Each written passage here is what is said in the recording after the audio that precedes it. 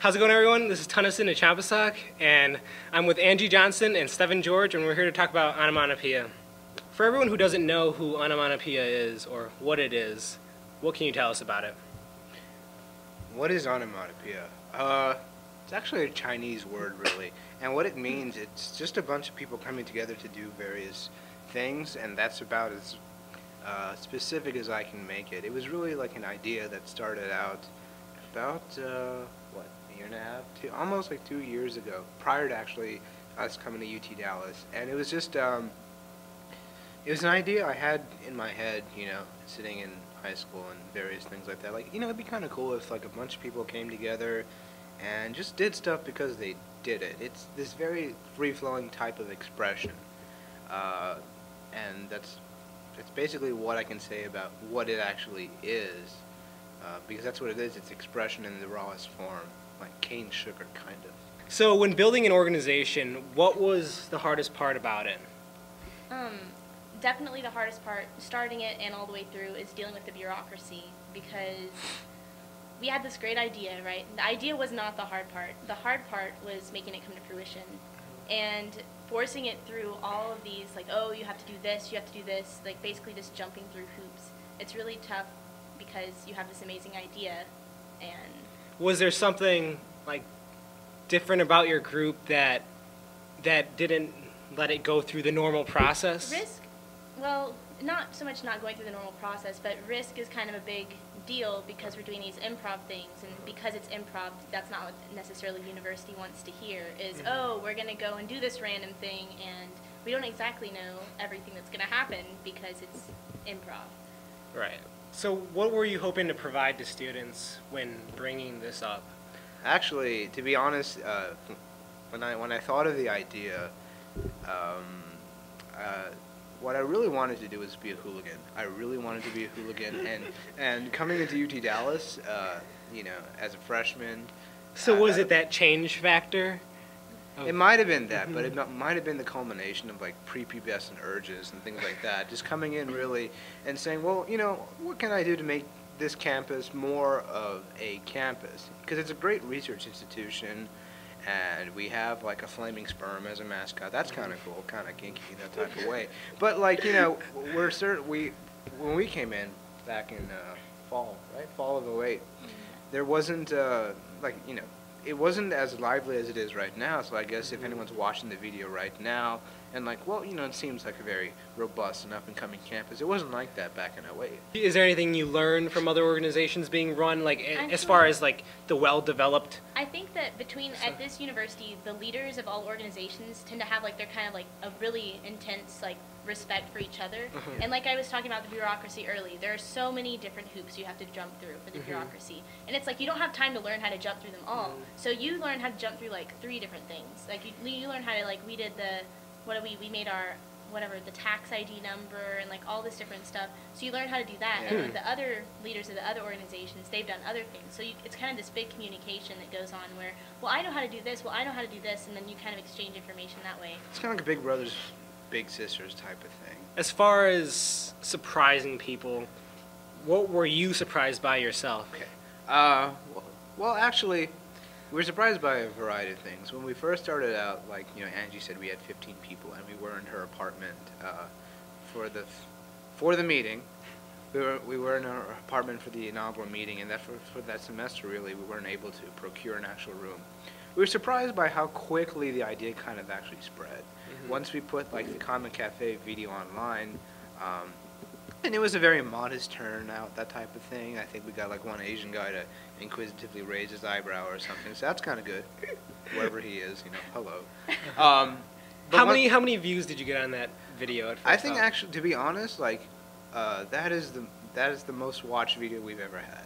And also, yeah, I meant to tell you this, and I guess I can say this. Someone actually from the administration approached me at Scholars Day and said that they were using our videos. They love our videos, really? And that they use them for recruitment now for the university. Oh my God. Or at least maybe, I think they're either talking about using it or they are using it. But one thing about what surprised me, to be honest, I thought we have a completely opposite problem than I thought we'd have. I thought everyone would think we were insane. Right. That everyone would be like, what is wrong with those idiots? And, I mean, but the thing is, I guess that was my, cynicism, but basically, Your it's kind of the cynicism? opposite.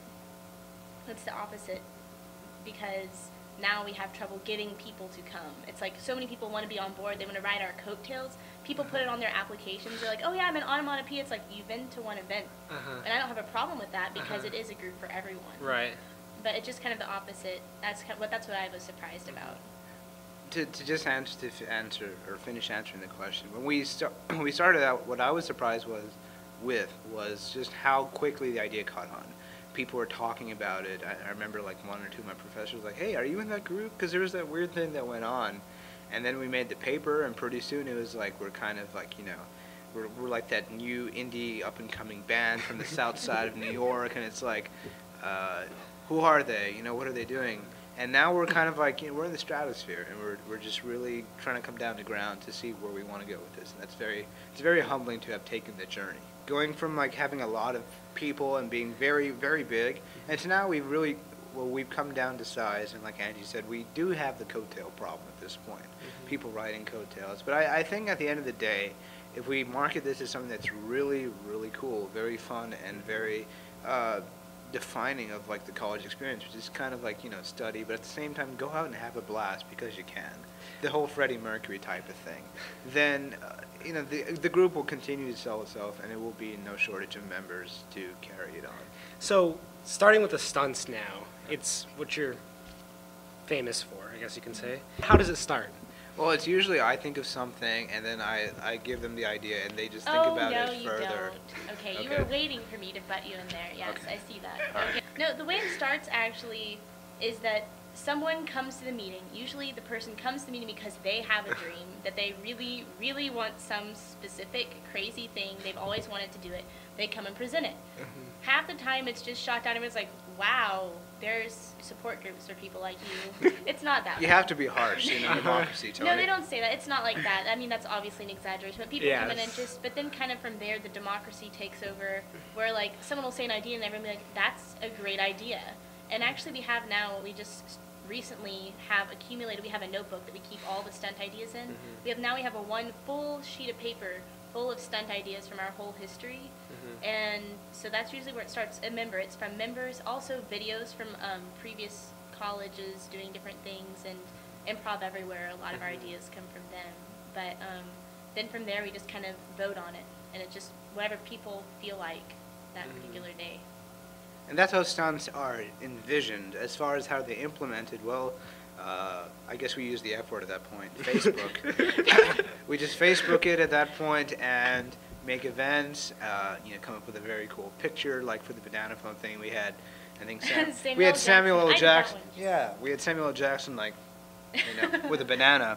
And things like that, you know, mixing pop culture and witty sayings for the event. People come in, they click on it, they send it to their friends.